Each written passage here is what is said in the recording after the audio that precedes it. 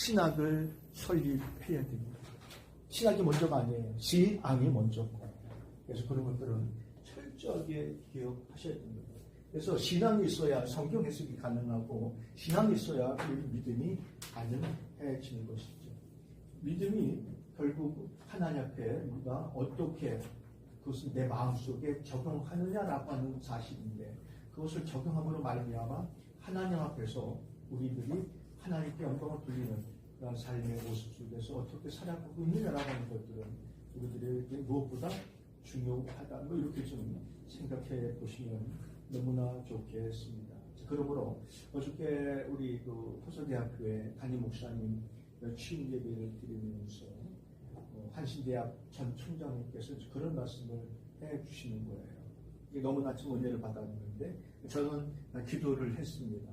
기도를 했는데 하나님의 경륜과 섭리 속에 수년 전에 이곳의 교회를 허락하시고 오늘까지 영광 받으시고 우리의 사명을 잘 감당할 수 있도록 도우신 거 감사합니다 하는 그러한 기도를 드렸습니다만서도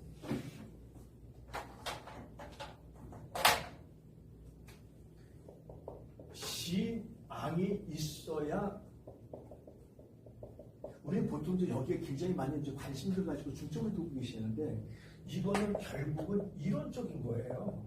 이론적인 거기 때문에 이게 중심이 아니라 이것이 중심이 되어줘야 된다는 거거든요. 과연 그러면 우리는 얼마만큼 신앙을 가지고 있느냐라고 하는 것은 우리들에게 한번 물어볼 필요가 있습니다. 스스로 우리들에게 따져볼 필요가 있고 물어볼 필요가 있으세요. 그렇죠? 정말 내가 신앙을 가지고 있는가? 신앙의 깊이와 넓이와 높이가 얼마만큼인가라고 하는 것을 우리 스스로는 알 수 있잖아요. 내가. 그래서 하나님과의 관계 속에서지. 근데 어떻게 보면 우리는 신앙이라고 하는 것을, 믿음이라고 하는 것을 생활에 잘 정복시키지 못하는 경우가 굉장히 많이 있다는 것이고, 그렇기 때문에 우리는 어떠한 일을 당하거나 만나게 된다면 굉장히 난감해하는 경우들이 많이 있다는 거죠. 굉장히 어려워하세요. 왜? 내가 생각하는 건 이건 아닌데. 그래서 제가 생각하기를 이렇게 생각을 해봤어요. 주관적 신앙. 뭐죠? 주관적 신앙. 내 좋을 때 갖고 싶은 그런 신앙의 생활이라는 거예요. 객관적이 아니라 주관적이 하는 거예요. 내가 어떻게 받아들이고 있느냐라고 하는 거예요. 자, 예를 들어서 제 인생도 그랬습니다만서도 저의 인생도 그랬습니다만서도 뭐냐 하면 산을 넘으니까 강이 나와요. 산 넘으면 금방 좋은 초지가 나올 줄 알았는데 강이에요. 강을 건너니까 뭐가 나왔어요? 들판이 나왔어요. 그 믿거니 하고 또 한 번 참았어요. 한 번, 두 번, 세 번, 한 번 더 해보세요. 3-4번이니까. 또 갔더니 웬걸요? 먼지 번 올라갔던, 넘어갔던 산보다 더 높은 산이 나오고.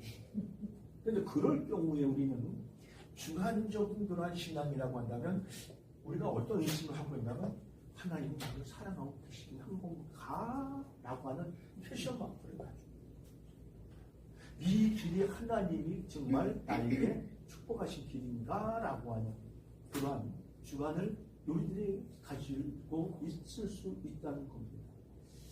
사사기서를 보면 저는 이 사사기서를 이제 자기들이 행하기 생각대로 소견대로 행했다고 그랬잖아요. 저는 그것을 한마디로 줄여서 인간의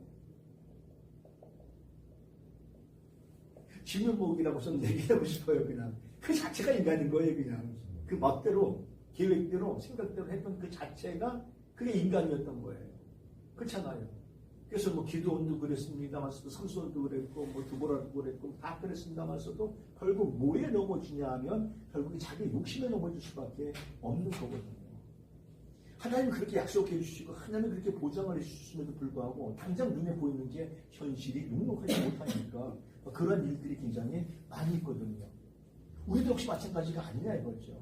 그래서 우리는 제가 꺼내온 것이 주관적인 신앙을 가지고 있다는 거죠. 그래서 잘 될 때는 좀 하나님 땅을 찾으면서 하나님께 영광 돌리는 것처럼 보이고 내가 잘 안 될 때에는 신앙이 낙후되고 좀 쓰러지는, 없어지는 그러한 관계 속에서 우리가 살아가고 있는 것이 아닌가 하는 염려를 해보게 됩니다. 제가 그랬어요. 우리가 그렇잖아요. 우리의 신앙생활이라는 것은 참 이게 어떻게 보면 종이 한 장 차이인 것 같은 거예요. 종이 한 장. 그렇게 막 불타오르다가도 어떤 뭐 결정적인 일, 그러니까 내 생각에 내 계획대로 안 됐었을 때에 쓰러지고 넘어지는 이런 모습을 보면 그것은 주관적인 신앙이라고 할 수가 있죠.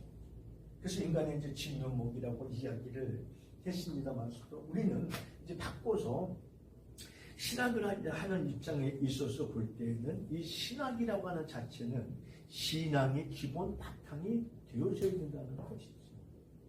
더하기, 나누기, 빼기, 곱셈, 덧셈 이런 거 할 때 기본이 없으면 안 되잖아요. 저요 맨 처음에요 문자 보내는데 잘 모르겠더라고요. 안 되더라고요. 그 나중에 터득했어요. 누가 알려주는 사람도 없어가지고. 그러다 보니까 가나, 다라, 아야, 어여 이걸 알아야 되겠다는 거예요.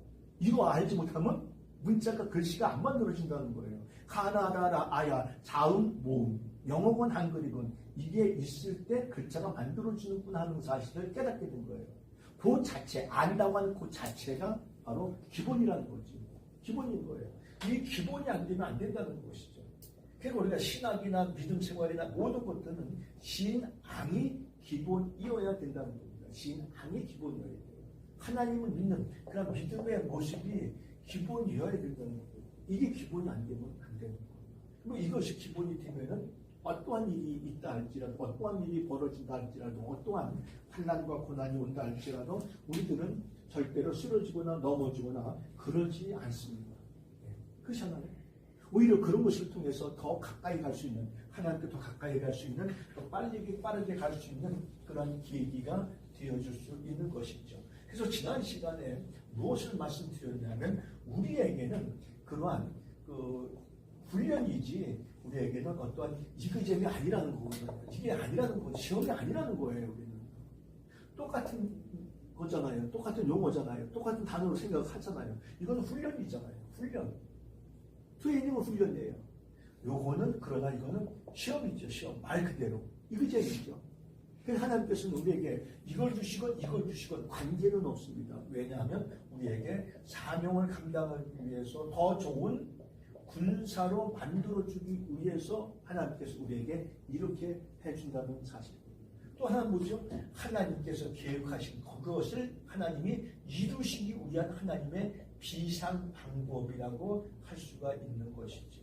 반면에 육이라는 것도 있죠. 버리는 경우도 아간이라든지 가룟 유다 같은 경우들도 이것을 통해서 그렇죠? 아간은 이제 물질 때문에 그랬죠. 외투 때문에 그랬고 금덩어리 때문에 그랬고 오늘도 우리들에게 시시각각으로 얼마나 많은 그러한 것들이 있어요. 굉장히 많잖아요. 우리들에게 그런 일들이 얼마든지 있을 수 있습니다.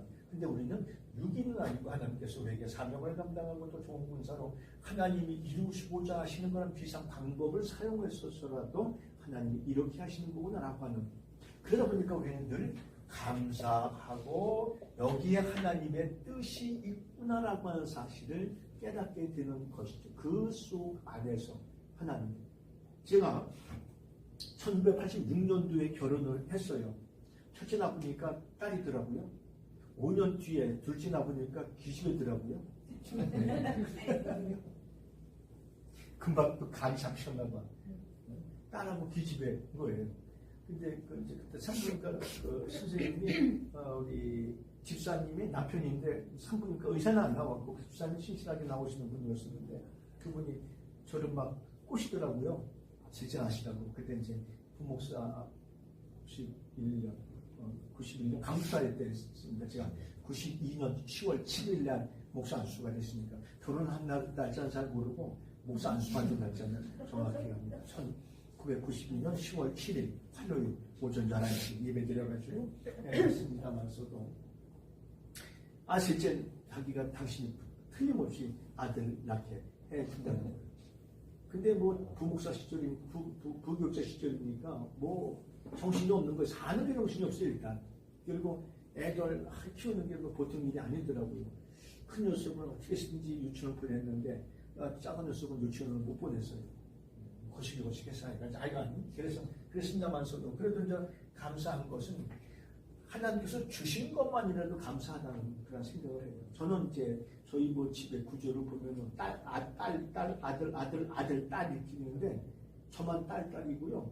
전부 다 어떤 집은 아들만 둘, 어떤 집은 아들 둘에 딸 하나, 어떤 집은 아들만 딸 하나 이렇게 돼 있어가지고 모이면 아들 때문에 정신이 없어가지고 뭐 아들 손없어서 그런 건 저는 그건 없습니다. 전혀 그런 건 없어요. 그리고 뭐 대를 이은다 뭐 제가 뭐 잘난 게 있어요. 뭘 잘난 게 있고 뭐가 있어야 뭐 대를 이은다니 지금 잘난 것도 없는데 무슨 대를 이어가지고 혹은 그건 있죠. 목사를 하나 좀 만들었으면 좋겠는데 뭐 그건 있지만서도 딸 뭐 목사 하나 목사 뭐 교육자 붙이면 보내면 되잖아요. 근데 그것도 마음대로는 안 되더라고요. 하여간 감사로 처리를 했어요. 저 같은 경우는 이것도 하나님의 뜻이었거니라고 하는 겁니다. 왜냐하면 아들을 주셨으면 제가 제 그 왁구에 그 관념에 얘를 키웠을 것 같아요. 야, 이 자식 너 그렇게 하면 안 돼. 너 남자는 뭐 이렇게 해야 되는 거야.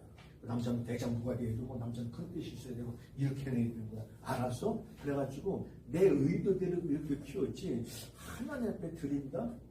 아무튼 욕심이 앞설 것 같은 생각이 듭니다. 해와간 지금 보니까 모든 것들이 지금까지 하나님께서 은혜 가운데 인도해 주셨다고 하는 사실은 부정하지는 않습니다. 왜냐하면 제 인생 자체가 그랬으니까. 인생 자체가 그랬어요. 지금도 그래요. 인생 자체가 하나님께서 철저하게 인도하신 겁니다. 뭐가 잘 되고 안 되고 그게 문제가 아니라 저는 그 생각을 했습니다. 오늘 아침에 눈을 떴다고 하는 이 자체가 고맙고 감사한 거예요. 이 자체가. 그래서 저는 항상 기대 속에서 일어나고 기대 속에서 잠을 잡니다. 내일 복잡한 일들이 많이 있지만 이것도 너무너무 감사하다.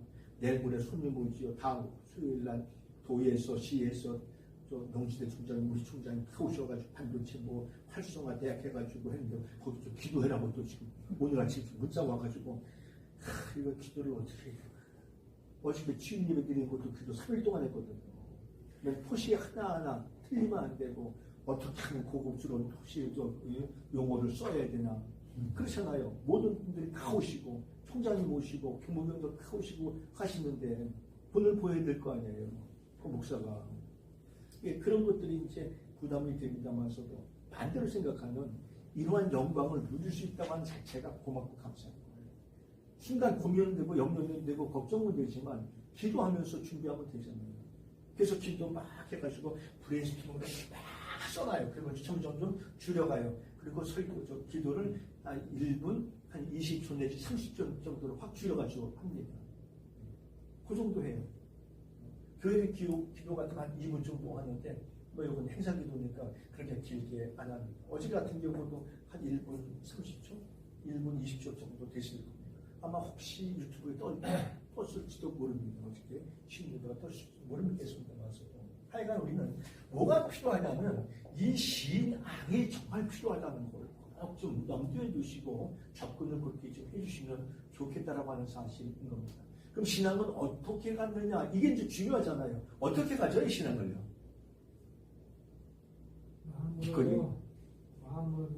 마음으로 믿어. 예. 의에 이르고. 예. 입으로 시인하서. 구원에 이르고. 우리 덮어놓고 믿죠? 덮어놓고 믿어가지고 성경도 안 읽고 다 안 그러시나요, 당장? 그렇죠? 일단 마음으로 이제 믿으시기 바랍니다. 그래서 마음으로 믿는다고 하는 것은 여러 가지가 있죠. 구체적으로, 이성적으로 내가 경험도 해봤고, 지식적으로 느껴보고 경험도 해봤고, 그럼 성경을 읽어보니까 성경이 사실적인 거예요. 역사적인 거예요. 신앙은, 성경은 역사적이고 신앙적이고 믿음적이었던 거예요. 왜냐하면 역사적이라고 하는 것은 역사가 지나가는 그런 과정 속에서 한 편의 드라마가 있었다는 겁니다. 성경의 역사가. 그래서 지금도 보면은 그 역사를 증명해 주고 있잖아요. 우리가 증명하지 않으려고 해도 고고학자들에 의해서 증명이 돼요. 예수 믿지 않는 사람들에 의해서. 그리고 내가 살아오는 그런 과정들을 보면서 우리는 하나님이 과연 살아계시다라고 하는 사실을 우리가 느끼게 되어지는 겁니다. 이런 것들 때문에 우리가 마음으로 믿게 되어지는 것이죠. 그래서 신앙은 두 가지가 생각합니다. 그래서 오늘 도표가 바로 그런 도표라고 보시면 멋지게 했습니다. 그 도표인데 굉장히 지금 도표만 가지고 설명하기가 어려우실 거예요. 그래서 제가 설명을 해드리고 이거를 녹화해가지고 올려드리겠습니다만서도 신앙은 두 가지인 거예요. 하나는 믿고 하나는 행하고 두 가지입니다. 공간복음에 보면 공간복음 보는 관점이 비스름하다서 공간복음이죠. 마태, 마가, 누가, 요한복음까지는 사복음이라고 얘기해요. 복음이라고 하는 것은 예수 그리스도에 대해서 말씀해 준 거고, 근데 이렇게 좀 이해를 하시면 좋겠고, 공간복음에 보면 예수님께서 비유설교 약 한 30회 정도 하셨습니다만서도 그 비유설교를 하시면서 하는 구체적인 말씀이 뭐냐면 믿고 살아가라는 거예요. 믿고 살아가라는 거예요. 그래서 야고보는 이것 때문에 뭘 고민했냐면 그래 행함이 없는 믿음은 그래 죽은 믿음이야 라고 말씀해주고 있는 거예요. 그래서 야고보서 2장 22절, 23절, 24절 말씀에 보면 너희가 행함으로 말미암아 너희의 믿음이 온전해지고 이렇게 말해주고 있습니다. 그러니까 그 얘기는 믿음이 정말 신실해지고 믿음다운 믿음을 갖게 되고 이런 건데 뭐가? 행함을 여기서 강조를 해주고 있습니다. 그래서 야고보서를 통해서 이제 논쟁을 하죠. 믿음이 먼저냐, 행함이 먼저냐, 행함이 먼저냐, 믿음이 먼저냐라고 하는데 어때요, 우리 원어민들? 뭐가 먼저인 것 같아요? 행함? 믿음? 행함이 겉으로 나타난 것은 행함이죠. 행함. 그러니까 그건 이제 내 신앙이고 내 철학인 거예요. 신앙의 철학인 거예요. 저 같은 경우는 동시에 봅니다. 행함이 있을 때 믿음이 생기고 믿음이 있을 때 같이 행함도 오고 라고 하는 그러니까 동시에 봅니다. 그러니까 우리가 그냥 착한 마음으로 살아가는 게 그게 아니고 여기서 말해주고 있는 행함은 뭐냐면 믿음으로 하나님을 내가 살아가는 과정 하나하나가 하나님을 영화롭게 해드리냐는 그러한 행함을 이야기한다라고 좀 이해를 하시면 그렇게 뭐 좀 이해를 할 수 있겠습니다만서도 하여간 행함과 믿음은 우리에게 있어서 뗄래야 뗄 수 없는 같은 그런 맥락이라고 이제 보시면 뭐 좋겠습니다. 자, 그래서 우리는 이제 이렇게 생각을 하시게 되는 것인데 이제 목회신학이라고 하는 그런 부분이 하나님 앞에서 목회신학이라고 하는 그 부분이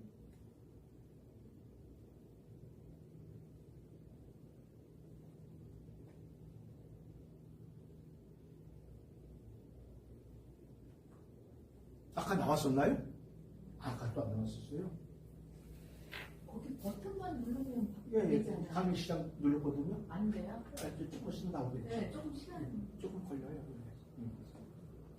나왔어요. 그래서 이게 목회신학이 신앙의 기본 바탕이 되어줘야 된다는 거예요. 이거 없으면 안 된다는 거예요. 모든 게 다 그렇습니다. 무너져 버려요. 그냥 무너져 버리고 망가져 버리게 되어지거든요. 그래서 이렇게 목회신학에서는 신앙을 먼저 우리가 행할 수 있도록 해야 되겠다. 않고 온다는 것은 그만큼 은혜 받는 방편도 많이 모자랄 수밖에 없는 것이죠. 그래서 이제 목사는 설교를 해야 되는데 이는 계시의 말씀을 전달하는 겁니다. 그래서 보통 우리가 이제 캐리그마 혹은 디다케 혹은 헤르세인 이렇게 이야기합니다. 조금씩 달라요. 뉘앙스는. 근데 한마디로 말하면 하나님의 계시의 말씀을 잘 쉽게 해석해가지고 전달해 주는 거 이렇게 정도로 이해해 주시면 좋지 않을까라고 하는 사실입니다. 특별히 설교하실 때 요거는 안 돼요. 너무 바빠가지고 제가 지금 오면서 핑계 댔잖아요. 그것은 오늘 같이 밥 먹기로 약속을 했는데 밥을 못 먹었던 거예요. 그리고 조금 5분, 7분 정도 늦었거든요, 제가. 왜냐하면 오면서 좀 뭐라도 좀 먹고 왔으니까 이거라도 좀 해고 와야 좀 예의가 되잖아요. 이거 하고 오냐고 그런 거예요. 근데 설교 시간에 그게 안 되거든요. 근데 목사님들 대부분 이 설교를 많이 해요. 너무 한 주간 동안 바쁘고 초상도 많이 나가지고 내가 설교를 많이 준비를 못해가지고 죄송합니다. 그러면서 설교를 하시더라고. 안 하면 괜찮은데. 안 하면 괜찮은데 그러면서 설교하시더라고요. 선생님 들어보셨어요? 그런 설교? 그렇죠? 핑계를 대면 안 돼요. 그 핑계를 대면 그 핑계를 듣는 사람 그 순간 어떨까요? 오늘 설교가 뻔하네. 뻔해야 되는데 뻔해. 즐겁고 재밌고 그래야 되는데 뻔하면 안 들으려고 그러죠. 설교는 얼마나 기가 막혀요. 그 말씀 한마디 한마디에 귀담아 들을 수 있는 인생의 신앙에 도움이 될 수 있는 막 그러한 귀한 말씀을 들어야 되는데 그것을 통해서 또 한 주간 동안 세상에서 또 승리하고 나가야 되는데 그렇지 못하다고 한다면 얼마나 마이너스가 되겠어요. 그래서 우리는 앞으로라도 역시 마찬가지예요. 이러한 핑계는 절대로 하지 말아야 돼요. 그리고 지난번에 말씀드린 대로 표절, 챗 GPT 같은 경우도 이런 것들 하지 않도록 해나가는 것이 무엇보다 중요하다. 목회자와 상담은 너무나도 소중한 얘기고요. 상담은 한마디로 말하면 다른 사람의 아픈 부분들, 모자라는 부분들을 채워주는 것이라고 보시면 되겠습니다. 자, 그러면 이 도표만 보고 도표만 다 올려드렸는데 설명은 안 해드렸어요. 설명은 조금 해드렸습니다. 요 정도 해드렸어요. 근데 이 도표를 가지고 써먹으세요.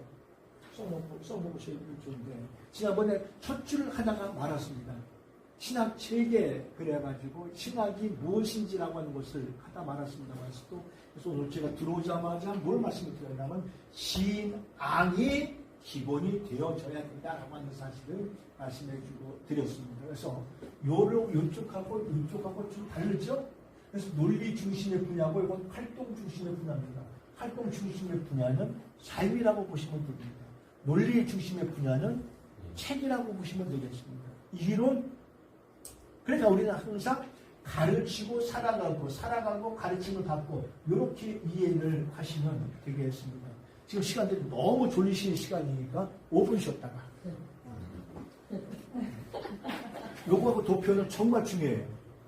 도표는 도표는 책 한 권을 요약한 겁니다. 조금 일어났다가 좀 하시죠. 좀 허리도 좀 시키시고 엉덩이도 좀 시키시고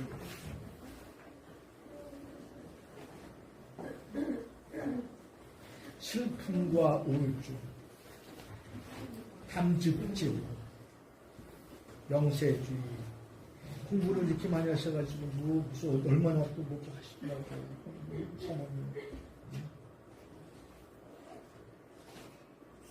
예수 믿는 사람들은 우울증 거의 안 옵니다. 99% 100% 안 옵니다. 99%는 1%는 믿음이 없는 사람들이 오는 거고 예수 믿는 사람들은 거의 안 옵니다.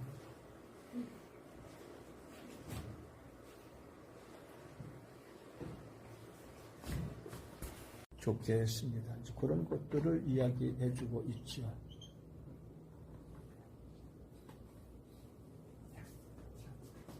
자, 목회신학은 계시를 개개인에게 효과적으로 전달하며 영혼을 돌보는 것을 중심으로 하는 활동과 기능을 연구하는 학문이다라고 생각해 주시면 좋겠습니다. 사실 목회신학이 굉장히 넓습니다. 부분이. 요 지난주일까지 했던 겁니다. 2주간 동안 열심히 했던 거예요. 네. 그래서 이런 것들을 기본으로 바탕으로 우리가 계속해서 해나갈 겁니다. 계시 하나님께서 우리에게 알려주시는 것이죠. 그것을 개개인에게 효과적으로 전달하는 것이죠. 효과적으로 어떤 열매를 맺기 위해서 효율적으로 전달해서 좋은 효과를 얻어간다. 이렇게 이야기해 주었습니다. 효율적하고 효과는 조금 다르죠. 효율적이라고 하는 것은 진행되어지는 과정이라면 효과라고 하는 것은 얻어지는 열매라고 우리가 이해를 해 주시면 좋겠습니다.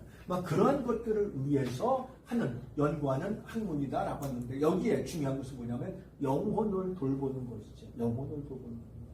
근데 여기서 우리가 착각하지 말아야 될 게 있는데 내가 영혼을 돌보고 내가 영혼을 살리는 주체가 내가 아니라고 하는 것들을 꼭 좀 기억 좀 해 주셨으면 좋겠습니다. 영혼을 돌보고 영혼을 살리는 영혼을 케어하고 영혼을 돌본다고 하는 것은 성령 하나님께서 역사하셔야 되는 것을 우리는 기억해야 됩니다. 그래서 우리는 나 자신이 성령 하나님 앞에 의지하게 되어지는 것이죠. 성경 기록자들도 다 그러했습니다만서도 하나님의 성령에 감동되어라고 말씀해주고 있습니다. 그래서 우리는 신방을 하고 설교를 하고 모든 것들이 다 성령을 의지해야 되는 것입니다. 한 시간의 설교를 위해서 한 주간 내내 준비를 하시거나 예수님처럼 30년 동안 준비하셔서 3년의 공생애로 활동하시는 것처럼 그런 준비된 모습이 필요하다는 것들을 꼭 염두해 주셨으면 좋겠다는 것입니다. 그리고 더 하는 거죠. 이제 목회자가 무엇을 하고 있지만 무엇을 하는 것의 영역이 아니라 어떤 존재하는가의 영역이라고 하는 겁니다. 목회자들, 요거는 오늘 조금 컨트롤하고 넘어갈 겁니다. 우리가 이제 목회자의 반열에 서시거나 가고 계시거나 그러시잖아요. 목회자는 어떠한 무엇을 한다라고 하는 그런 영역이 아니라 존재의 영역이라고 하는 거죠. 존재. 비행의 존재라고 한다. 비행이라고 한다면 우리는 그 내 존재를 통해서 내 자체가 바로 작은 예수 그리스도를 증거하고 나타내는 존재인 것처럼 그 존재의식은 무엇보다 굉장히 중요한 것이죠. 굉장히 중요한 거예요. 그래서 예수님께서 오셔서 공생애 속에 나타난 그런 목양적 돌봄에서 보여주는 것이 바로 그런 존재의 의미였던 것이죠. 예수 그리스도께서는 요한복음 6장에 보면 6장 1절 이하의 말씀에 보면 베세다 들녘에서 말씀을 증거해 주시죠.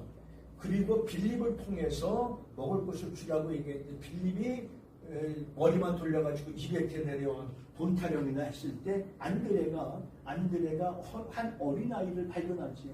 그래서 우리는 여기서 중요한 사실을 발견하게 되는데 어린아이를 발견할 줄 아는 그러한 시야도 필요하고 어린아이를 예수님에게로 안내할 줄 아는 그런 은혜도 필요합니다. 그것이 예수 그리스도의 손에 잡혔을 때 물고기 2마리인가요? 보리떡 5개가 예수님의 손에 잡혔을 때에 그 많은 무리들을 먹이고도 남을 수 있다고 하는 그 기적을 일으킬 수 있는 것. 그래서 우리는 완벽하지 못하잖아요. 우리는 완벽하지 못하고 우리는 불완전한 존재들입니다.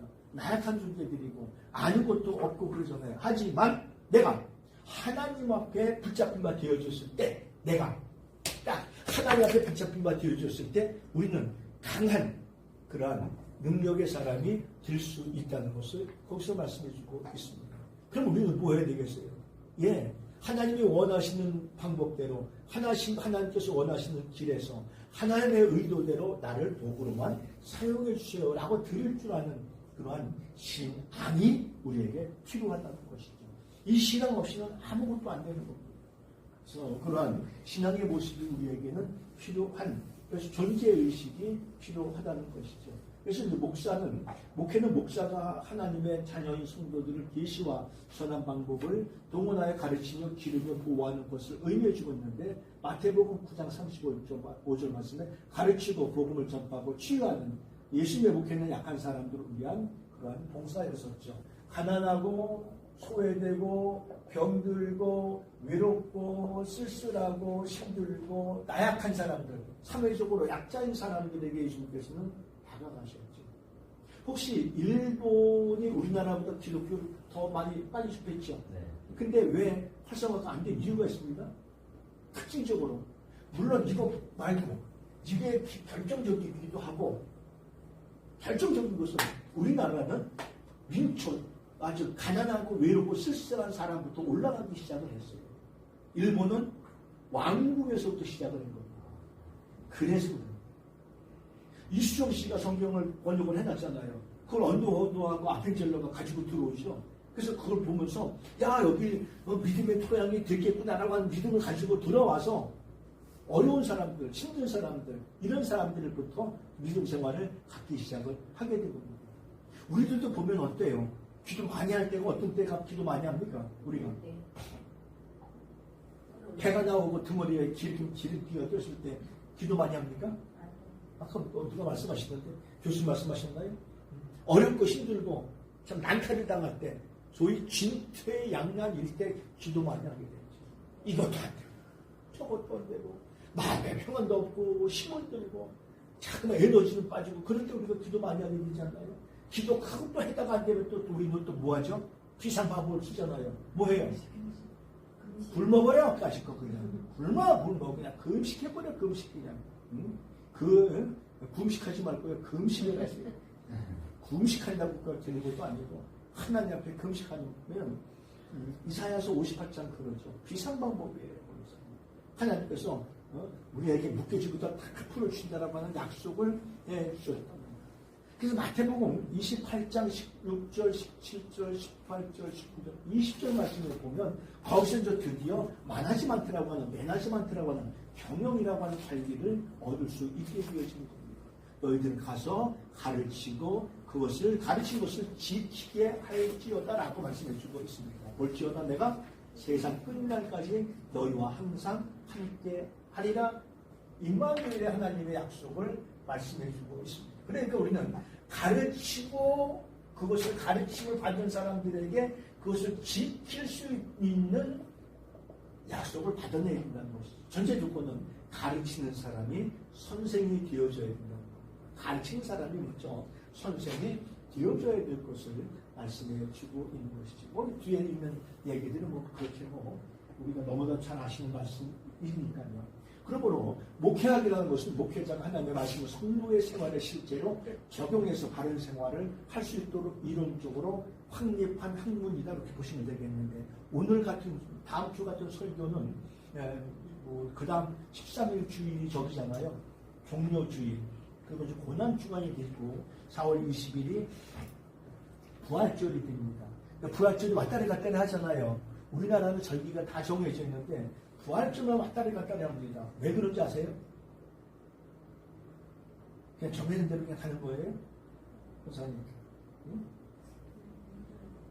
어때요? 이 부활절은 325년에 니케아 회의에서 결정을 해줬어요. 콘스탄티누스 황제가 야 이거 부활절을 이렇게 하면 안 된다 라고 하는 겁니다.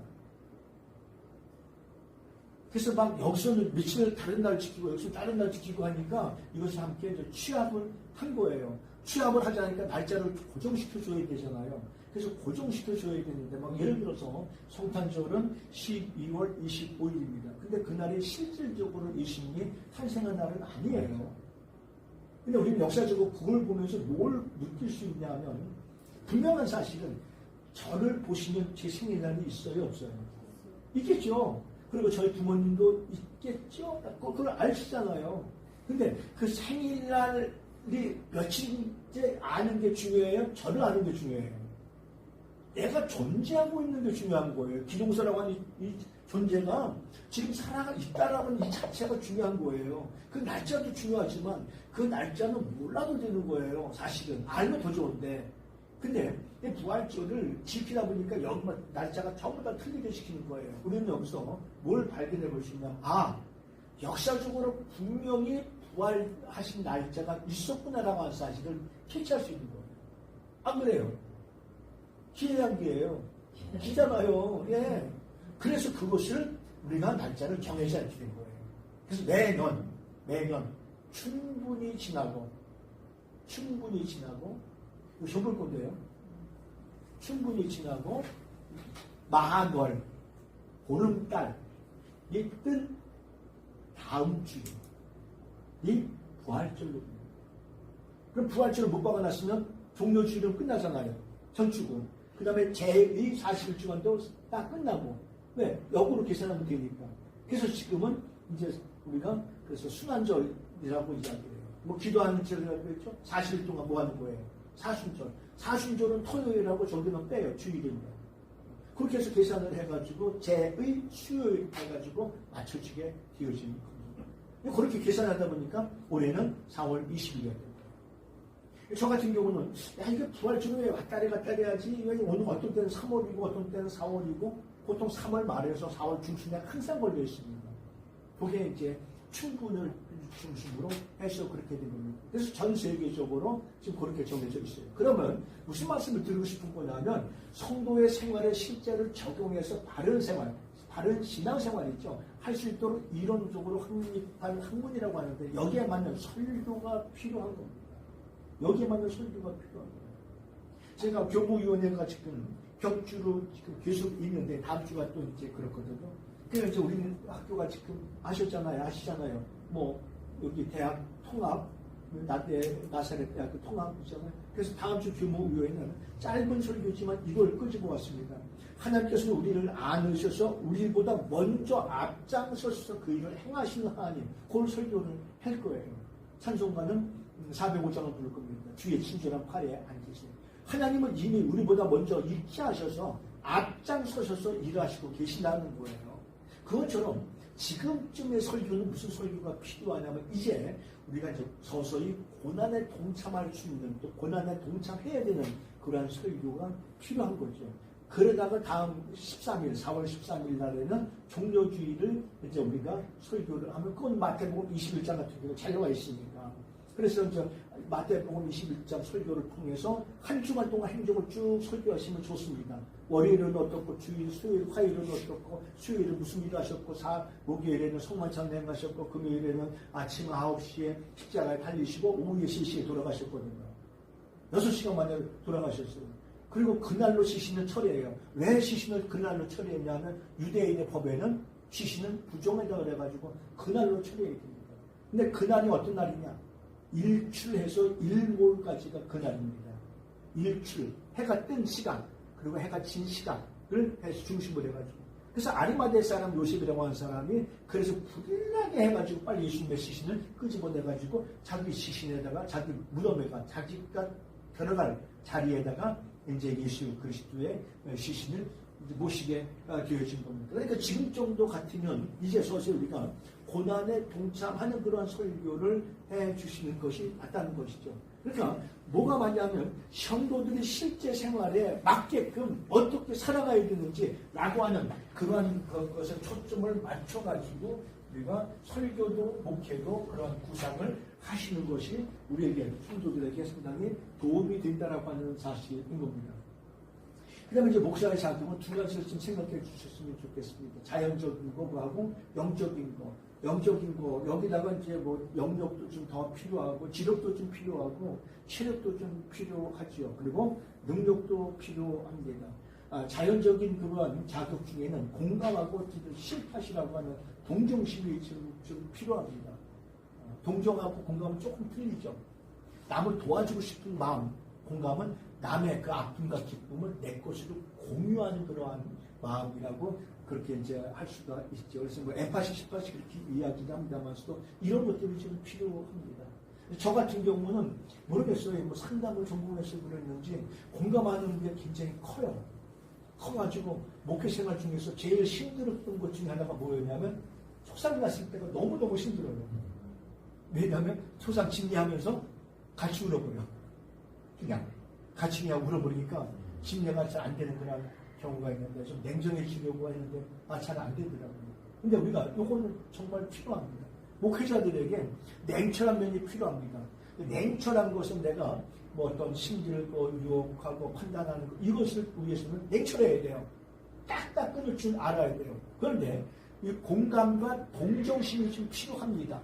예수님께서는 공감하시는 능력이 굉장하셨죠. 하나님이시니까. 그리고 동정하시는 것이 굉장하셨습니다. 요한복음 8장 보세요. 남들이 돌멩이가지고 전부 다 죽인다고 했을 때 예수님께서 뭐라고 말씀하셨어요? 그 여인을 살려주기 위해서 이 여인이 무슨 죄가 이렇게 있냐 살려주라라고 말씀하시지 않냐고 너희 중에 죄 없는 자가 돌로 쳐라 라고 말씀을 하셨죠. 그리고 사람들이 생각해보니까 다 죄가 있고 돌랑요 돌을 놓고 다 가요. 근데 그 여인을 가운데 둘이 만났을 때 둘이만 남아있을 때 예수님께서 그런 말씀하십니다. 나도 너를 정죄하지 않느냐 하는데 다시는 그런 죄를 짓지 말라라고 용서해 주시잖아요. 베데스다 연못가에 그런 38년의 환자라든지 남에서부터 안진뱅이 되고 남에서부터 귀머리 되고 남에서부터 벙어리 되고 그런 사람들 고쳐주고 전부 다 이런 역사가 있었던 거였었죠. 그래서 우리는 공감하고 동감할 줄 아는 감정이입할 줄 알고 마음을 나눌 줄 아는 그런 자세가 정말 중요하고 그 다음에는 영적 자극이 필요합니다. 속죄에 대한 확신이죠. 저거는 이거하고 맥을 같이 해요. 정말 이거 가지고 맥을 같이 해요. 우리가 정말 믿음이 있다고 한다면 하나님 앞에서 늘 감사하고 내가 어떻게 살아가야 되는 방향성을 내가 정할 수 있어요. 근데 이게 없으면 안 되거든요. 영적인 자격은 그래서 속죄에 대한 은총의 확신, 기도의 사람, 말씀을 연구하는 사람, 그리스도의 인격을 닮은 사람들, 뭐 이런 것이라고 할 수가 있습니다. 근데 이제 우리가 기도, 어떻게 하시나요, 기도를? 하루에 몇 시간씩 하시는지 모르겠습니다. 기도, 쉽지 않죠? 세상에 일 중에 기도가 제일 어려운 것 같아요. 10분, 20분 하는 기도 말고요. 적어도 4시간, 3시간, 4시간, 5시간 하는 그런 기도들. 허리 부러져요. 정말 힘들어요. 그런 것들을 우리가 이제 볼 수가 있겠죠.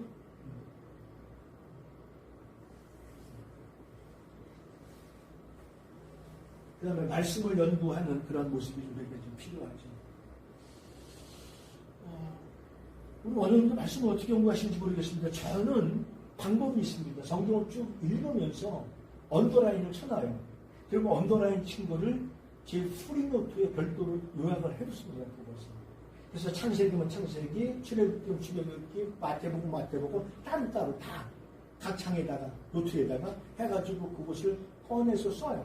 그걸. 그게 설교 제목이 되고 설교 목차가 되고 설교 자료가 되고 그래 좋습니다. 그리고 이제 어떤 재미있는 이야기를 들을 때 그런 얘기가 이건 좀 아저씨가 지금 있는 얘기인데 그럼 이제 그런 것들을 메모해 놓고요. 뭐 크리스마스 때가 되면 이제 그런 얘기를 하잖아요. 여기저기요 그러잖아요. 근데 여기저기가 이것저것 다 줄여가지고 요즘은 줄여서 하는 말 많잖아요. 여기 저기 여러분의 기쁨이 저의 기쁨입니다. 그 여기저기라고 하는 거예요. 그러니까 그런 것들을 라디오에서 멘트 해줄 때는 빨리 노트에 나가지고 써놓는 거예요. 여기저기. 어저께 지금 시대 기도할 때 하나님의 뜻이 계셔서 하나님의 경륜과 섭리 속에 이곳에 교회를 세우시고 수년 동안 왜 수년 동안이라고 한다면 거기 교회가 설립된 지 몇 년인지 모르니까 몇 년인지 정확하게 모르니까 수년 동안 하나님께서 허락하신 사명을 감당할 수 있도록 도우신 거 감사합니다. 교회 기도가 얼마나 아름다워요. 그러니까 우리는 어떻게 생각하고 어떻게 우리가 우리의 뇌를 주물럭거리느냐에 따라서 달라진다는 거거든요. 그래서 말씀 연구는 자꾸만 하면 할수록 주옥 같은 말씀이 나올 수밖에 없다는 거예요. 똑같은 얘기 하지 말고 설교가 매주일 틀려야 돼요. 그렇잖아요. 설교가 매주일 틀려야 돼요. 그 설교가 그 설교네 죽서서 계신데 그러지 말고 설교는요 매주일 달라져야 됩니다. 그래야 뭐가 기대가 되면서 할 수가 있는 것이죠.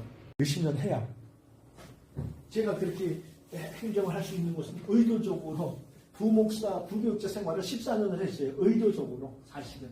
그러니까 교회 행정이 빠듯해서 아주 빠꾸리가 됐고 교회 행정이 결국 교단 총회 행정하고 똑같거든요. 없는 교단도 만들어드리고 없는 법인도 만들어줄 수 있습니다.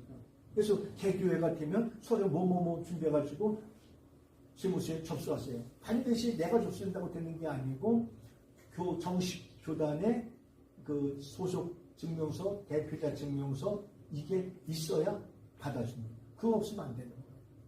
자, 하여간 그 중간에 계속 중간중간에 말씀을 드리기로 하고요. 논리 중심은 어쨌거나 이제 우리가 책이다라고 이제 보시면 되겠습니다. 여기까지예요. 여기까지입니다. 여기까지인데 논리 중심 한 번에 도표를 들어가지가 않아가지고 했습니다만서도 논리 중심은 어디까지나 이제 이론적인 거고 활동 중심 말 그대로 활동이니까 우리가 삶의 모습 어떻게 방향성 내지는 어떻게 내가 살아가는 거 어떻게 목양하는 거 뭐 이런 중심이라고 보시면 되겠습니다. 이쪽하고 이쪽하고 같이 매칭시킨 거는 아닙니다. 매칭시킨 거는 아닙니다만서도 비스름하게 맞게끔 제가 도표는 좀 그려놨습니다. 그래서 성서적인 그런 입장에서 보면은 성서를 연구하는 그러한 그 논리는 두 가지다 라고 하는 건데 하나는 성서에는 구약과 신약이 있더라라고 하는 사실이죠. 그래서 올드 테스타멘트, 뉴 테스타멘트를 얘기할 때 구약을 전공하는 것은 구약 신약이고 신약을 전공하는 것은 신약이고. 근데 저는 맨 처음에 세분화시키지 않았을 때는 신약이면 신약 전체를 하는 줄 알았는데 그게 아니고 하나의 세부 사항만 하게 되는 겁니다. 자, 예를 들어서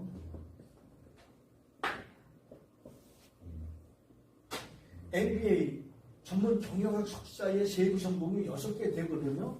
이 6개, 뭐 예를 들어서 마케팅, 생산, 회계재무, 이사관리 이렇게 쭉 있는데 이 중에 이걸 다 하는 게 아니고 하나만 하는 거예요. 우리 그래서 전공이 있으신 거예요. 신학대학원의 뭐. 그러니까 신학과에서는 그게 없는데 석사가 좀 이상하게 되면은 이제 세부 전공에 들어가게 되어진 겁니다. 근데 구약은 39권이나 되잖아요. 그 중에 하나예요. 우리 학교 같은 경우는 안균주 교수님 구약인데 뭐의 전공이에요? 요의 전공이에요. 요. 그거에 대해서 연구를 하신 분인 거예요. 근데 그거에 전공했지만서도 그냥 신학자라고 하는 거예요.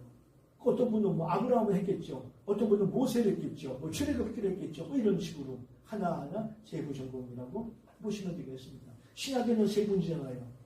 뭐 유은걸 교수님이나 이승윤 교수님이나 조태현 교수님. 조태현 교수님 같은 경우는 마가복음 전문가예요. 마가복음. 이승윤 교수님 같은 경우는 폴에 대해서 하는 거예요. 바울, 사도 바울. 네. 유은걸 교수님 같은 경우는 요한복음. 요한복음의 떡과 생수 이거에 대해서 많이 이야기를 했죠. 그래서 에고, 에이미를 강조를 많이 하지요. 그런 거예요. 세부정보. 그게 정서의 거예요. 그걸 바로 논리 중심의 분야였었다라고 이해하는 겁니다. 그러니까 도표를 이렇게 볼 때는 굉장히 어려운데 요거를 세분화시켜 보니까 그렇게 쉽더라는 겁니다. 이거를 활동 중심으로 가지고 오니까 목양을 한다는 거예요. 예, 목양. 뭐예요? 양을 치는 거라는 거죠. 뭘 가져와가지고 그 성소를 가지고 와서 양을 치는 거라는 거죠. 그 양을 치는 게 중요한 것은 뭐냐면 먼저 가르치는 사람이 본을 보여야 된다는 겁니다. 우스갯소리가 있어요. 개 아시죠? 개 아시잖아요. 개가 개 애기를 걸음마를 시키는데 훈련을 시키는데 야 임마 걸음은 이렇게 걷는 거야 라고 엄마가 알려주거든요. 근데 얘가 옆으로 걷거든요. 이렇게 옆으로. 그래가지고 엄마가 뭐라고 그러길래요? 야 임마 똑바로 걸어. 그렇게 그래요. 그랬더니 얘가 뭐라 그래요? 나 엄마처럼 걷는 건데요. 그러니까 뭘 말씀해 주고 있냐면 선생이 그만큼 중요하다는 거거든요. 저는 여기서 늘 부끄러운 얘기입니다만서도 목회자의 권위가 여기서 나온다고 봐요. 권위는 신의 원리를 얘기하는 건 아니에요. 신의 원리를 얘기하는 게 아니고 그 말씀 한마디, 말 한마디, 언어 한마디, 행동 하나하나가 마치 주님이 하시는 것 같은, 주님이 말씀하시고 하나님이 말씀하시는 것 같은 그런 느낌을 공유할 줄 아는, 이걸 저는 권세라고 생각합니다. 이게 위험이고 이게 권위라고 생각을 해요. 표정 하나에. 그렇잖아요. 모세를 볼 때, 모세가 이제 바로에게 갈 때, 난 자신 없어요. 그랬더니 하나님께서, 내가 가.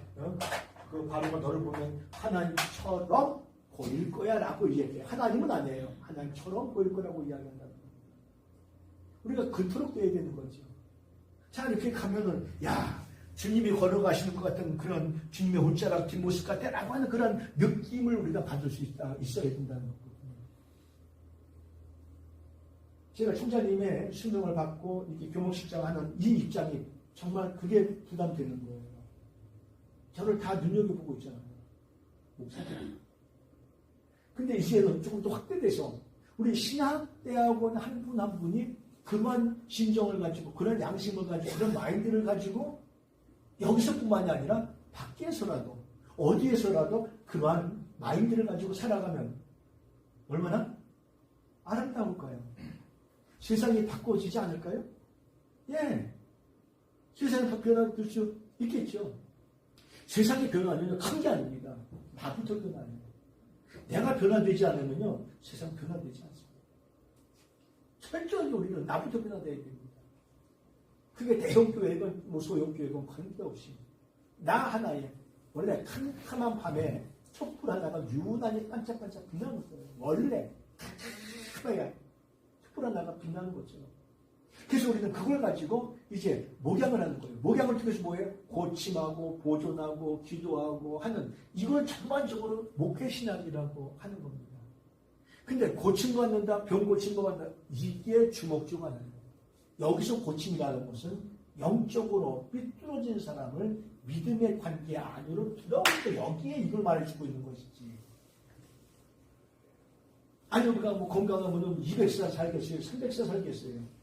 그건 아니잖아요. 진심 원사님, 어때요? 그건 아니잖아요. 300살 살면 뭐 할 거예요? 아유, 냄새만 나고, 지저분하고, 아유, 사람이 갈 때 가야 돼요. 그잖아요. 그냥 우리가 그거 두려워할 것이 아니라 준비하자고요. 저는 중학교 3학년 때부터 결혼을 위해서 기도했고 죽음을 위해서 기도했어요. 똑똑해서 한 게 아니에요. 배웠어요. 부흥감사님 목사님 오셔가지고 우리는 두 가지를 준비해야 된다. 기도해야 된다. 하나는 결혼을 위해서 배우자를 위해서 기도하고 하나는 죽을 때 죽음을 위해서 기도해야 된다. 죽을 때 노벤하고 죽지 말고 할렐루야 하면서 죽어야지. 근데 맞더라고요. 이게 맞아요. 부교육자 생활 14년 해보니까요. 예수 잘 믿다가 노벤하면서 죽는 사람 봤어요. 근데 반대로 개판, 사판, 공사판으로 살다가 안수 기도 받고 그래서 평안히 가는 사람 할렐루야 하면서 가는 사람도 봤고요. 그 경험 많이 했어요. 그런 것들은. 그래서 중환자실에 가는 게 두려워요. 어떤 때는요. 갔다 오면 금방 돌아가셨다고 하는 이야기를 들으니까. 죽는 것도 어떻게 죽느냐가 정말 중요하지 않아요. 복된 죽음이라고 말하잖아요. 사람은 껄껄 설다가 껄껄 그러면서 죽는다고 하긴 합니다만 복된 죽음입니다. 그래서 저는 맨 처음에 기도는 하나님 설교 하다가 쓰러져가지고 그냥 죽게 하셔야 그랬는데 너무 놀랄 것 같고 본인이 그것 같지 않아요. 그래서 요즘에는 주여 제가 알긴 알아요. 그래서 제가 또 알아요. 또 사모님도 또 신방 오시고 전사님도 다 신방 오잖아요. 제가 알아야 신방 오실 거 아니에요. 병원에 있을 때 한 일주일 정도만 끙끙 앓다가 깔끔하게 갈 수 있도록 도와주세요. 그렇게 기도하고 있습니다. 너무 앓지 말고. 그리고 죽으면서도 내가 뭐 좀 나눠줄 수 있는 거라면 다 띄워주고 나눠줄 수 있는 그러한 죽음이 좀 되게 도와주세요. 라고 기도를 합니다만. 사실 저도 죽으면 두렵죠. 그래서 지금 따져보면 예수님보다 많이 살았기 때문에 괜찮아요. 예수님보다 꼭 2배 살았으니까 괜찮아요. 그러니까 그런 마음을 갖고 그런 믿음을 가지니까 뭐하죠? 담대한 거예요. 담대한 거예요. 그래서 여기서 고치면 병 고치면 이거 그래서 요즘에 뭐 치유 사역 쫓지 마요. 쫓지 마. 주님 외에는 없어요. 그리고 그게 주목적이 돼서 안 돼요. 그건 그렇기 때문에 사람의 욕망 받게 돼요. 그리고 저도 허리가 안 좋거든요. 시술 받았어요. 근데 척추가 안 좋은 게 아니라 척추 옆에 근육을 받쳐주는데 농이 있어요. 양쪽에. 이것도 훈장이었었어요. 나환자천도 훈장이었는데 이 양쪽 허리에 농이 있는 게 한쪽은 지금 고주파를 찢었어요. 근데 한쪽은 그대로 있거든요. 근데 이것도 훈장인 거예요. 1986년도에 결혼하면서 결혼하고 난 다음에 교회 건축하다가 수원에서 그거 도와주다가 뭐가 뚝 그러더니 그때부터 영 안 좋은 거예요. 한번 도지기 시작하면 한 열흘씩 알아요. 꼼짝 못하고. 그래서 그 옛날에는 왜 MRI가 뭐 100만 원씩 했잖아요. 막 88만 원. 그래가지고 못 찍다가 한 7년 전에 그때 49만 원짜리를 39만 원에 해준 경우가 세일해줘가지고 그때 찍어보니까 농이 있더라고요. 그럼 어떻게 했느냐? 큰 주사바늘로 거기다 양모를 집어넣으니까 한쪽은 괜찮은데 한쪽은 찌릿찌릿한 거예요. 그랬더니 원장님 찌릿찌릿한 데만 고주파를 지져버리면 되겠습니다. 그래가지고 이 옆구리로 그냥 조금 복강경으로 한 구멍만 뚫어가지고 그냥 고주파로 씌웠는데 지지는 순간 여기 마취에서 깨나니까 아주 깔끔한 거예요. 훨씬 낫더라고요. 그래서 지금도 조금 기분이 안 좋으면 그냥 물리치료 받으면 살아나고 합니다만서도 육신의 몸은요, 고장나면 고치면 되는 거예요. 이게 주목적이 되어서는 안 된다는 거거든요. 하나님의 영광을 위해서 살아가야 돼요, 우리는요. 그래서 여기서 고치면 뭐냐면, 영적으로 삐뚤어진 사람이 얼마나 많은지 몰라요. 기잖아요. 예? 우리 고사모님 때문에 고집 센 사람들은 막 시험 들고 말이죠. 박 집사님 때문에 바가지 넣는다고 막 시험 들고 말이죠. 이 집사님 때문에 이랬다 저랬다 한다고 다 그냥 시험 들고 말이죠. 또 김수산 씨하고 김에 팍팍 세게 된다고 얼마나 시험 들는지 몰라요. 그런 사람들이 굉장히 많이 있거든요. 우리가 사실 우리를 따져보더라도요. 정신적으로 우리가 건강하지 못한 사람이 얼마나 많은지 몰라요. 영적으로 이런 사람들 얼마나 많아요. 영악하면 예수님께서 예물을 가지고 성전 안에 들어왔는데 사람하고 같이 원수된 게 있으면 그 생각을 하고 연락 드리지 말고 놓고 가서 화해하고 와서 드리라고 했으려고요. 우리 예수 믿는 사람들요 너무 좁아요. 무슨 속보다 좁아요? 밴댕이. 밴댕이? 아유, 밴댕이 속. 아유, 밴댕이 속. 밴댕이 속보다 좁잖아요. 이게 왜 그래요? 주님 나라 갈 때까지 참 풀어져요, 안 풀어져요? 안 풀어지잖아요. 못 풀잖아요. 일반 사람들은 대포 한 잔 마시고 한 번 해보면 그래야 없던 걸로 해드렸는데 우리도 없던 걸로 하긴 하지만서도 그 상처가 없어지나요? 없어져요? 그래 내가 이해할게. 내가 용서해줄게. 내가 알았어. 그런다고 없어지냐고요. 그게요. 없어지지 않는 거예요. 그래서 말 한마디 행동 하나 정말 조심해야 돼요. 제가 집사람을 왕비처럼 모시는 이유 중에 하나가 바로 그거예요. 가기는 내가 먼저 가야 되는데 간 다음에 뭔지 아무것도 모르겠지만 간 다음에도 잘 모셔달라고 부탁을 드리는 거예요. 말 한마디 행동 한마디. 저 지금도 반말 안 해요. 교수님 저 지금도 반말 못합니다. 야노 안 해봤어요. 그러니까 이걸 정말 잘 하셔야 돼. 그래서 보존은 뭐냐면 자연을 보존하고 생명을 보존하고 생태계를 보존하고 이걸 보존하는 거예요. 그 다음에 기도하고 이런 것들 전부 다가 목양의 관점에서 정서, 신학을 통해서 하더라라고 하는 사실인 겁니다. 그 다음에 역사적이죠. 기독교 역사 뭐예요? 교회가 어떻게 시작이 되어지고 어떻게 조직되어져 왔고 어떻게 교회가 변화가 되어졌었고 라고 하는 것들을 여기서 이제 이야기를 해주고 있습니다. 그것은 바로 학습과 실험과 평가를 통해서 교육 신학 및 복음적인 신학으로 발달하게 되어졌던 거예요. 왜? 그런 학문이 없었다고 한다면 오늘의 기독교 교육을 잘 가르치거나 전수받을 수 없었기 때문에 그랬습니다.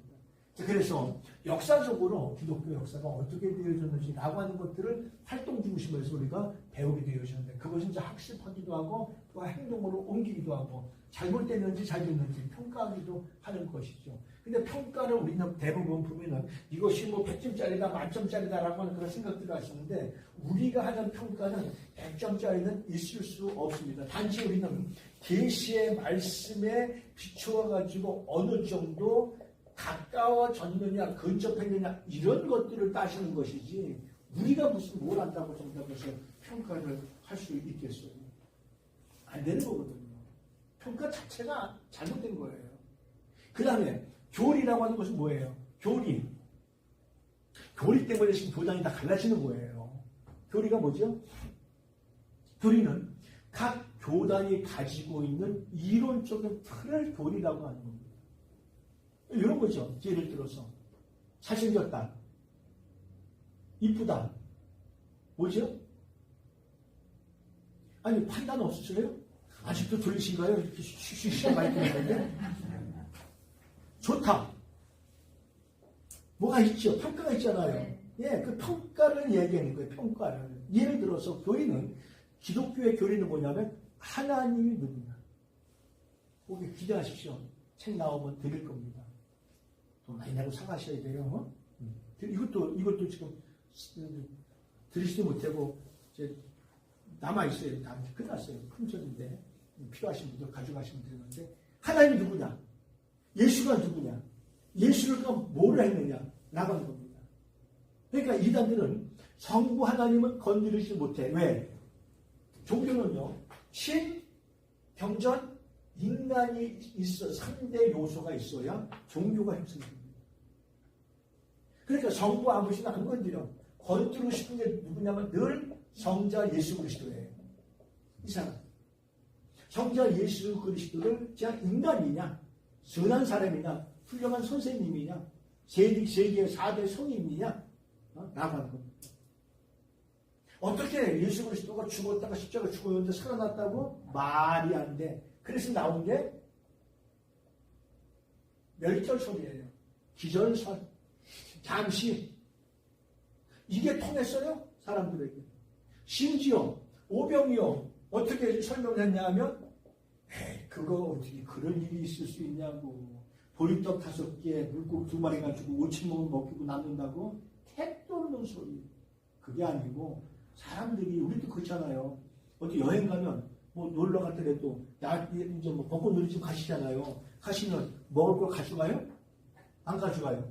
가지고 가시잖아요. 막 지금 가방을 뒤져보면 이런 거 한두 개 또 나올 수 있을 거고 뭐 바깥에도 있을 거고 다 있으실 거예요. 요거 설명 어떻게 하냐면, 그거 어린애가 그 장같이 도시락 하나인데 그걸 예수님께 드리니까 거기 있는 어른들이 뭘 받아서? 감동을 받아가지고 내놔가지고 같이 나눠 먹으니까 그럴듯해요. 그럴듯해. 이거를 잘못되었다라고 판단하는 게 교리라는 거예요. 그래서 교리는요, 정말 잘 가져야 돼요. 정말 잘 가져야 돼요. 그래서 장로교 교리가 다르고, 감리교 교리가 다르고, 장로교에서는 헌법이라고 이야기하고, 감리교에서는 장정이라고 이야기를 합니다. 성결교에서는 교리라고 이야기를 합니다. 침례교에서도, 또 순복음에서도 교리라고 이야기를 해요. 그래서 교리를요, 정말 잘 가져야 돼요. 근데 교리가 누가 만들어준 거예요? 침례교 같은 경우는 사도신경을 안 하죠. 침례교 혹시 없으세요? 사도지요? 신경 안 합니다. 그리고 또 한 가지 뭘 안 합니다. 유아세례가 없습니다. 유아세례는 왜 없냐? 애들이 인식하고 애들이 대답한 게 아니고 부모가 대답했기 때문에 없다. 라고 그렇게 단정을 짓고 하는 겁니다.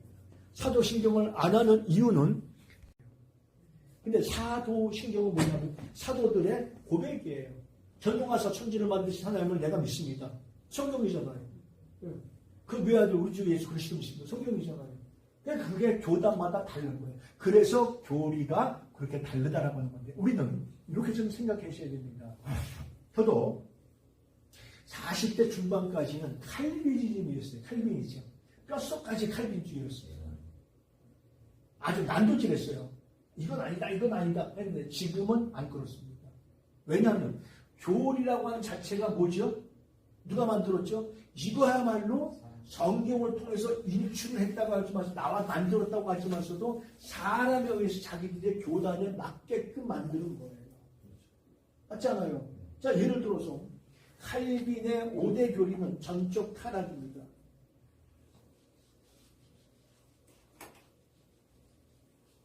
그리고 제한적인 숙제입니다. 그리고 성도의 견인, 그리고 불가항력적인 은혜입니다. 근데 감리교에서는 달라요. 부분적인 타락이라고 말해요. 근데 그것도 맞아요. 왜? 부분적인 타락은 천주교 가톨릭에서도 말을 해요. 근데 장로교에서는 이게 의인데 이걸 원의라고 그래요.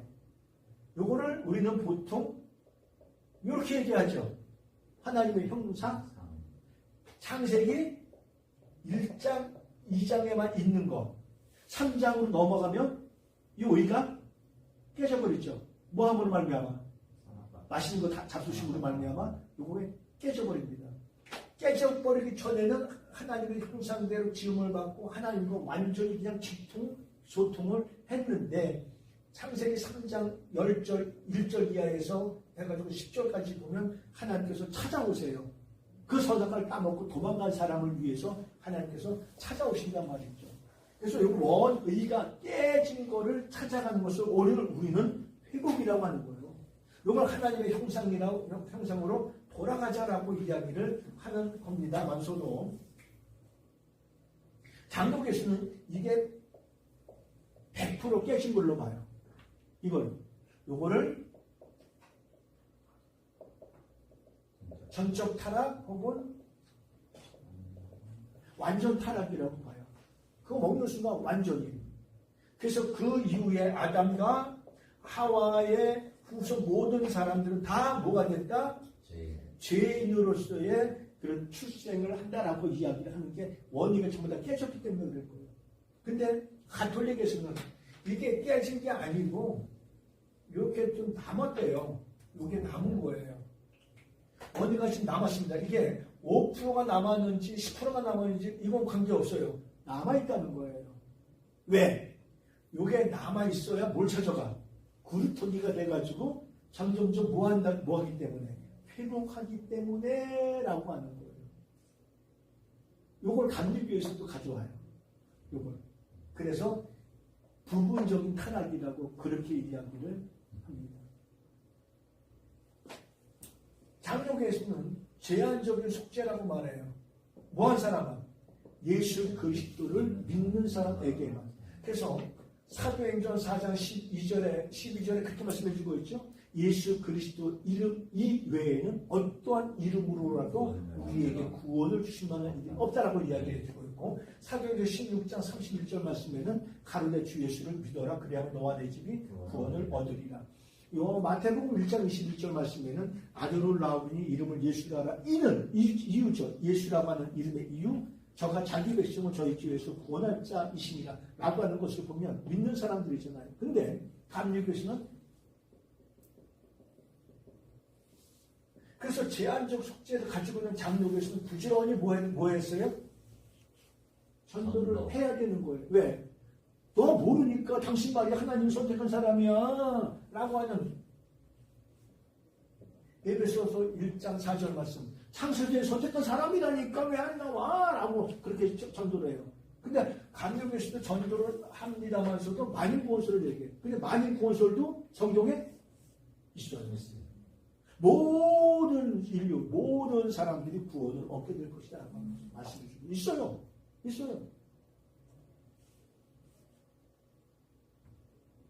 그 장로교에서는 무조건, 그 다음에 불가항력적 은혜, 그 다음에 성도의 견인, 이렇게 얘기를 해요. 근데 여기가 걸려요. 불가항력적인 은혜는 뭐냐면 내가 거역해도 거역할 수 없는 하나님의 은혜를 말해요. 그러니까 그거는 사도 바울 같은 경우죠. 거역할 수 없는 은혜. 우리도 역시 마찬가지인 거 아닌가요? 근데 가항적인 은혜를 말해요. 죄송합니다. 감리교를 얘기했었는데 원래는 아르미우스이에요. 알미니안이라고 하죠. 아르미우스입니다. 알미니안. 역습기예요. 근데 우리가 이걸 가지고 너무 논쟁들이 너무 심했어요. 지금까지는. 근데 구원의 그 판단은 누구에게 있냐면 이분에게 있다는 겁니다. 그래서 이제는 저 같은 경우는 그래서 여기서 탈피를 했습니다. 이거는 인간들이 자기들의 교리에 의해서 그렇게 만들어진 것이지 하나님은 사랑이시다. 그리고 이렇게 해서 뭐 누구는 구원받고 누구는 구원 안 받는가? 나는 그건 몰라. 내가 누구는 구원받았고 누구는 구원받지 못했다? 그 판단 자체가 내가 주관자이기 때문에 내가 판단하면 안 돼. 단지 뭐 하면 되는 거예요? 믿으면 되는 거예요.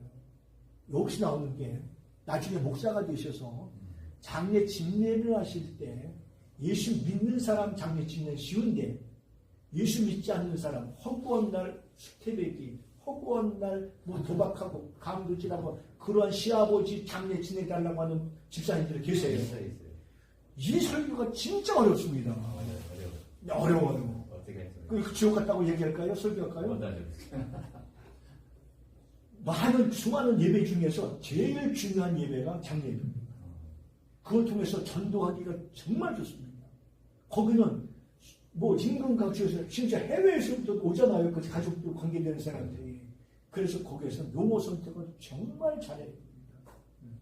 어려워요. 그럼 어떻게 이제 우리가 해야 되지? 그건 좀 기술적인 방법이 있습니다만서도 하여간 은혜도 때로는 내가 팽개칠 수도 있죠. 그렇잖아요. 팽개칠 사람이 누가 있어요? 요나 같은 경우는 팽개쳐버렸잖아요. 그래가지고 뒤지게 혼나가지고 다시 하나님이 하시잖아요. 그 자체가 저는 훈련이라고 하는 거예요. 그 자체도. 누가? 하나님이 무슨 방법? 그걸 비상한 방법으로 우리가 하신 거예요. 그게 특별 계시라고 합니다. 특별 계시. 그게 우리는 막 도망가잖아. 우리 지금 우리 대학원에 졸업하신 분들이 지금도 교수님들이 한 10분, 홍성기 교수님도 우리 지금 사회복지 상담 교수님이시잖아요. 사회복지도 하시고 상담도 하시고 얼마나 훌륭하신데요. 그 지금 또 이렇게 또 목회자의 반열에 서시려고 하시는데 지금 10분 계세요. 섭성대학교 교수님 오셨다고 하셨어요. 조지신학 교수님인데 목회 상담 하시고 가셨어요. 정신분석 하신다고. 신세한대학교 경영학과 교수님이신데 하고 지금 이번에 경영학과 교수님과 또 한 분 또 들어오시고 순천대 이옥규 교수님 끝나셨죠. 목사수도 받으셨죠. 예. 우리 대학원 졸업하신 분들 중에 변호사 있습니다.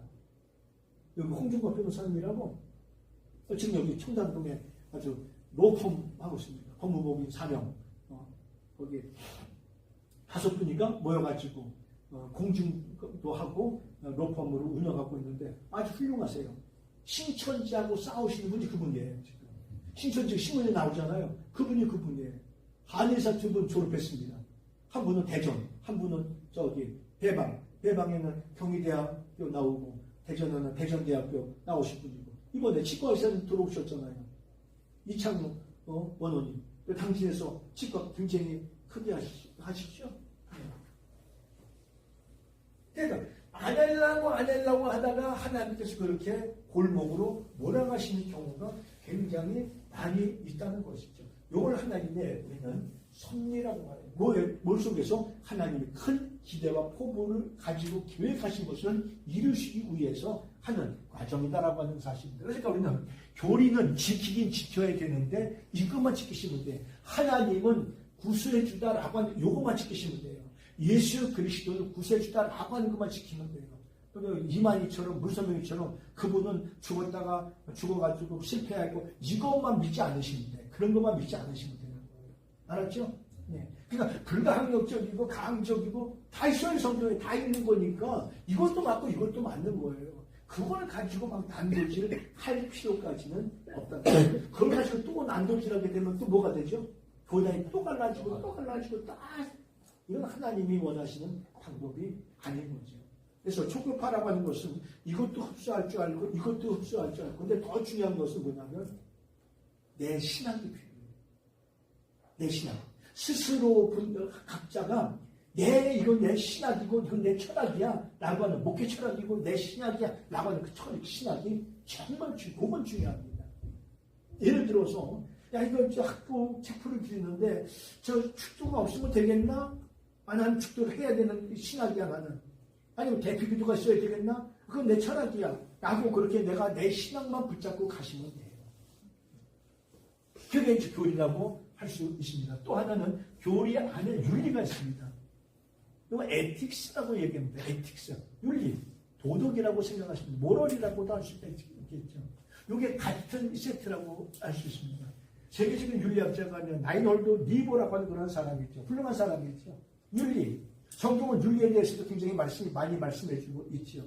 그러니까 5계명, 6계명, 7계명, 8계명, 9계명, 10계명까지는 보면은 윤리에 대해서 굉장히 많이 말씀해주고 있습니다.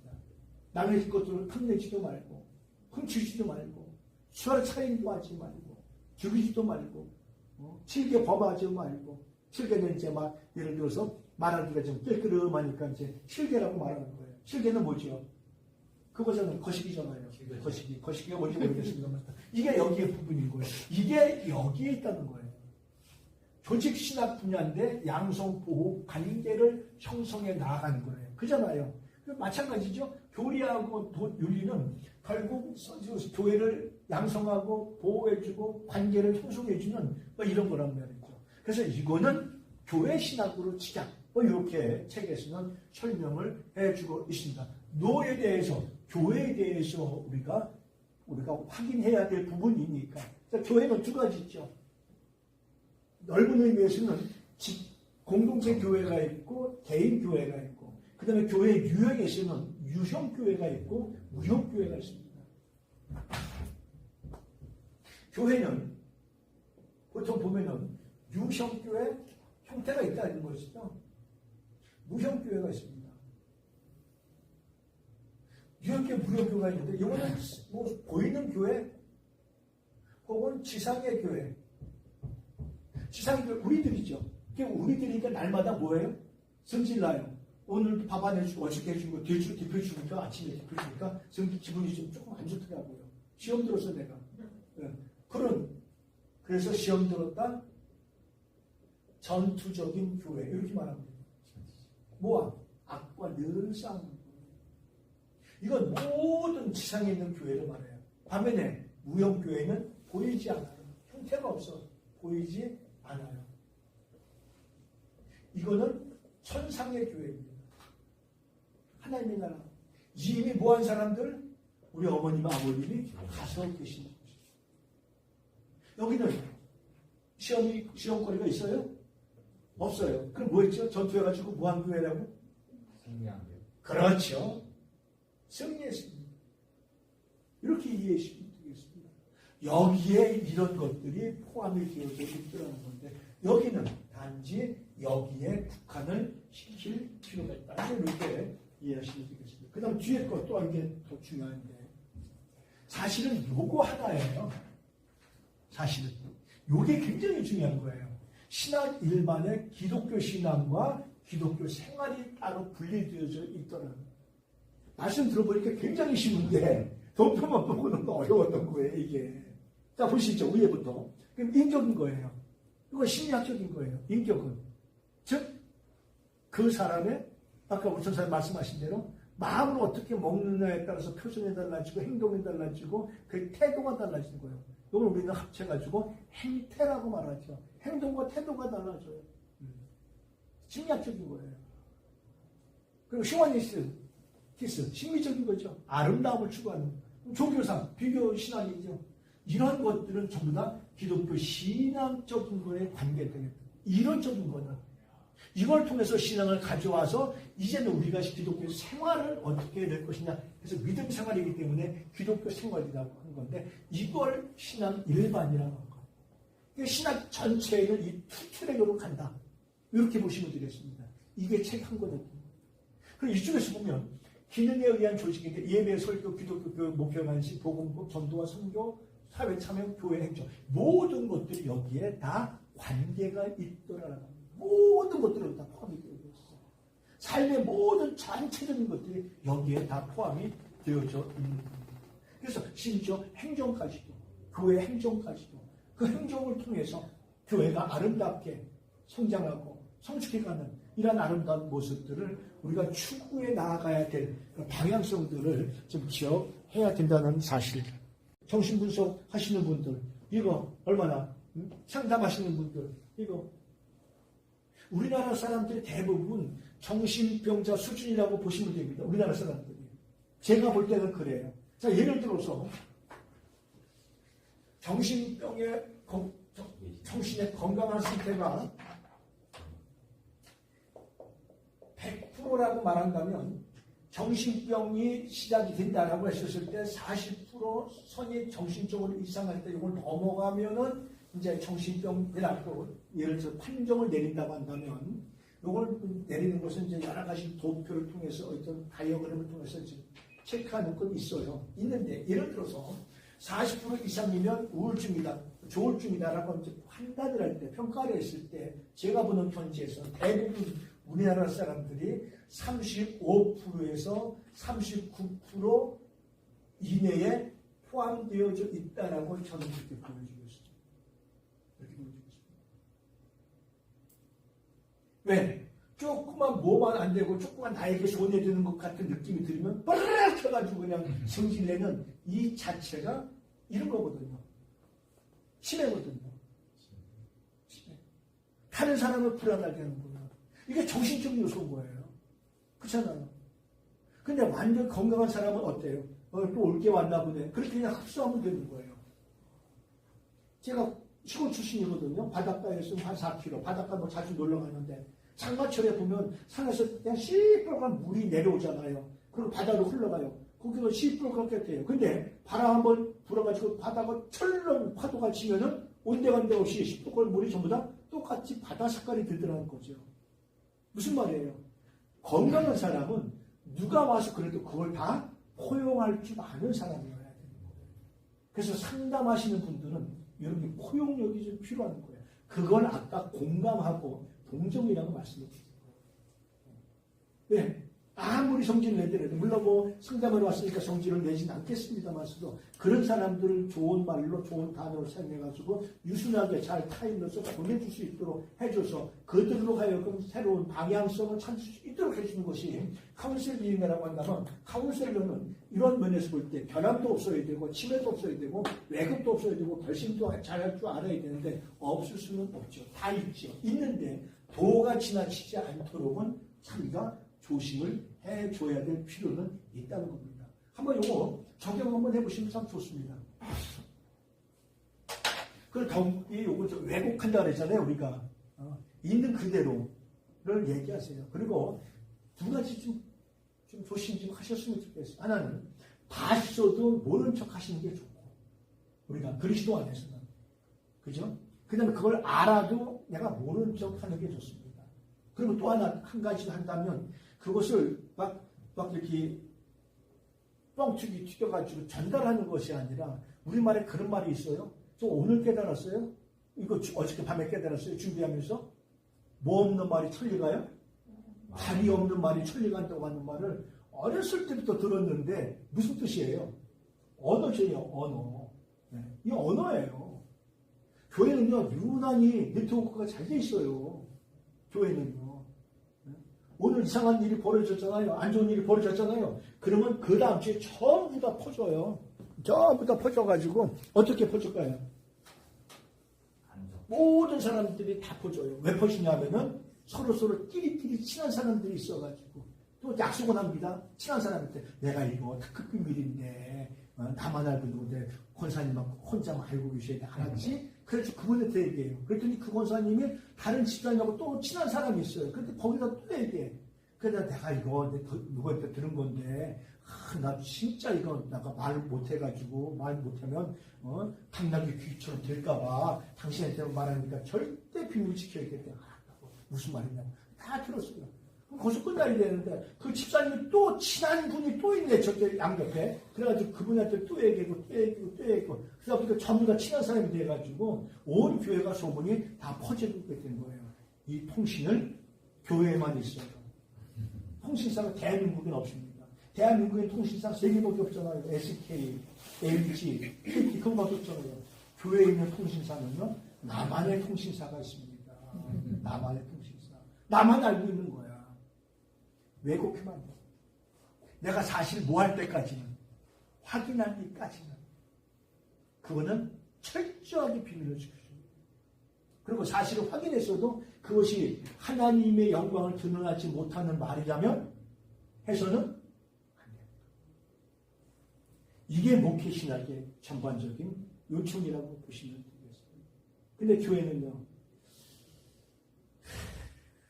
참, 여곡하면 이런 얘기가 나왔으려고요.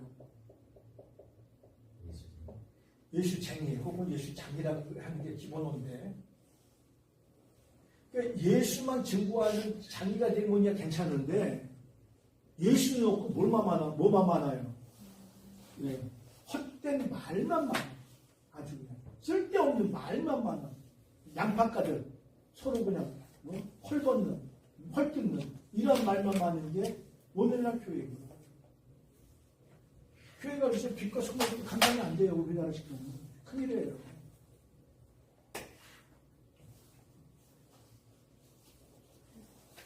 이렇게 많이 남았어요. 아직 모르네. 여기까지만 하겠습니다. 치료에서는 죄의 문제도 해결하고 넘어가야 돼요. 정서적으로나 역사적으로 죄의 문제는 예민함에서 많은 노력을 거듭했고요. 마음의 치료는 중대한 것이지만 그만큼 어려운 교회나 목사는 치유의 중심인 것, 근본적인 것이 무엇인지 분명히 초점을 기포해야 하는데, 교회 안에서 대인관계, 대신관계, 대인관계, 대신관계, 대인관계, 대인관계, 대신관계, 요거는 대신관계, 하나님과의 관계, 사람과의 관계, 요게 잘해야 됩니다. 대인관계와 대신관계, 요게 잘해야 됩니다. 그래서 한 사람과의 관계도 그렇고 하나님과의 관계도 그렇고 이게 정말 철두철미하게 제대로 이루어져야 되는 겁니다. 그래서 오늘은 도표를 통해서 중심으로 했습니다만서도 이 중심으로 한 모습을 좀 기억하시고요. 이 도표가 많이들 사용하시면 좋으실 것 같아요. 같이 그래서 8, 5 주먹